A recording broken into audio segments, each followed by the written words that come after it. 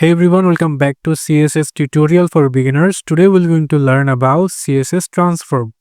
Well, it's a very simple process. First, you have to come over into your Sublime text, and into the Sublime text, you need to come over into the body section. Into the body section, you need to type over here div tag.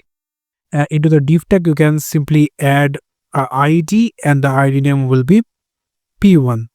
And into the div tag, we can simply type over here hello. We can save it, and now we can simply come into our style.css, and into the style.css we can simply type the hash p1. Be sure you write the correct id name, and after that you can simply add the curly brackets, and into the curly brackets you can simply add curly brackets, and into the curly brackets you can simply add border.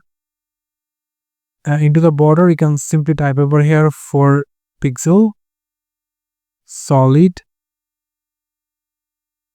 and after you can simply type over here width, and into the width you can simply type over here 250 px, and after you can simply create a height, and the height will be 250 px. That's it, you can save it. And now if you open the browser, you'll get to see looks like this. So what we're going to do, we're going to do it side by side. So for that we're going to type over here height, and then we're going to go for the font size.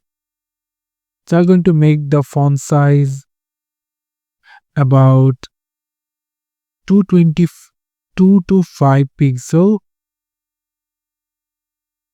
and then we're going to create a text align into the center, and we're going to now save it. And now if you refresh it, as you can see, the hello is rightly centered into this box. So as you can see, the hello looks a little bit bigger. So for that we're going to change the hello to high, because if I keep simple, that will help you to understand this concept. And now if we just refresh it, as you can see, we added the high and we centered it.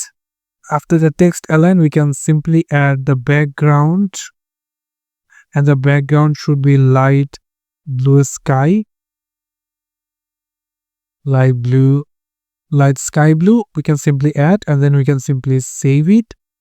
And if we refresh it, as you can see, we added the background color, and then we're going to add the transform. So before that, as we can see, we create a border, and then we create a width, height, font size, a text align to the center, and the background light blue sky. So now we're going to add the transform. So for that, we're going to add the transform. The first one, I'm going to add the translate x, and the translate x should be set into 50 px, I would like to say, and I'm going to save it.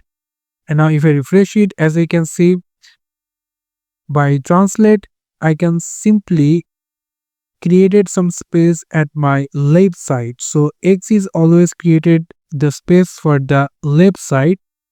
And now if I just copy it, and now if I just create another to paste it like this, and now we're going to give it as a y. And now if I just save it, now if I refresh it, as you can see right now, this box came into left side and create a space at to the right side.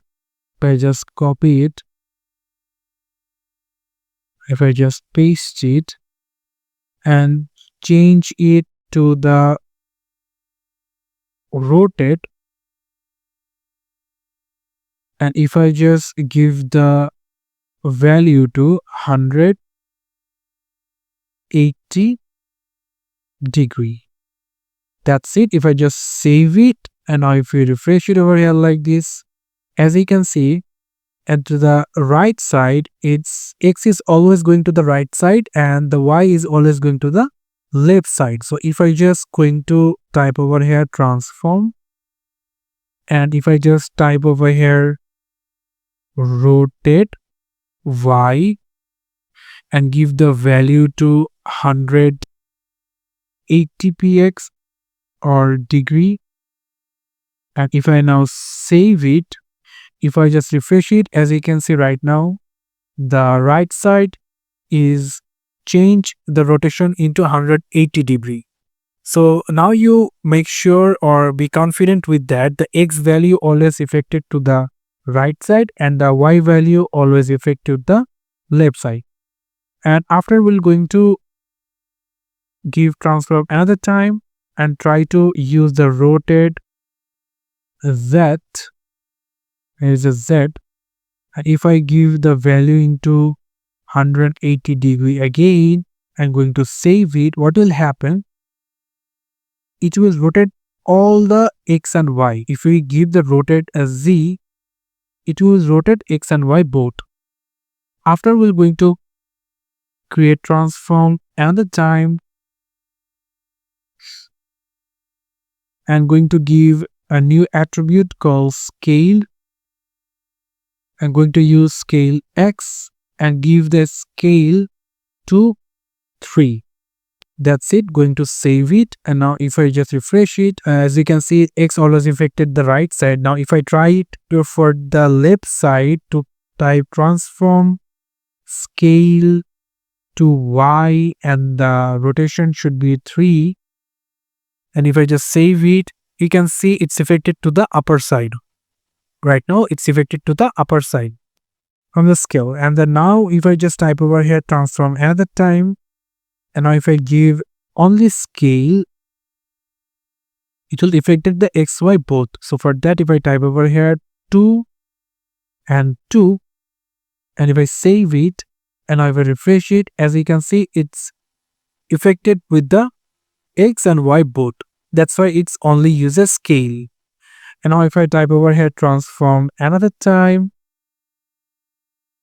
and if I just use transform like a skew, you can see we use it as a skew. For the skew x, we can simply type over here 45 degree, can save it. And now if we scroll it, as we can see, this box is skewed to 45 degree angle. And now if we give transform another time and give skew to y, what will happen? If we just give 45 degree again, and if we can save it, and if we refresh it, as we can see, it's completely rotated 45 degree into the left side, as we can see. So now if you just use only transform and you can use skew only, what will happen? You can simply save it to 20 degree, 20 degree. If we just save it and now refresh it, as you can see, it's both rotated into x and y. You can see skew always affected to x and y both. After we're going to try a different one called transfer matrix. Well, it's very important to know about the matrix. So for that, I'm going to add the notepad because I added some information over here. So basically matrix combines with scale x, skew y, skew x, scale y, and translate x and translate y. So first we're going to talk about the scale x. So if we type over here transform, I'm going to add matrix. So as you can see, they are added 1, 2, 3, 4, 5, 6 value. 1, 2, 3, 4, 5, 6 value. So the first value is indicate to the scale x. You can see here is the scale x. So it's indicate to the scale x. So I'm going to, if I type over here only 2, and the second value affected with the skew y. The skew y is over here, as you can see. So if you type over here only 1, and the third one is affected to the skew x. The skew x is over here, as you can see, skew x. I will going to leave it as 0. And if the fourth one is related with the scale y, as you can see, here is the scale y. So if we type over here another time 0, and the fifth one is related to the translate X, the first one, as you can see. So for that, we can simply type over here 0.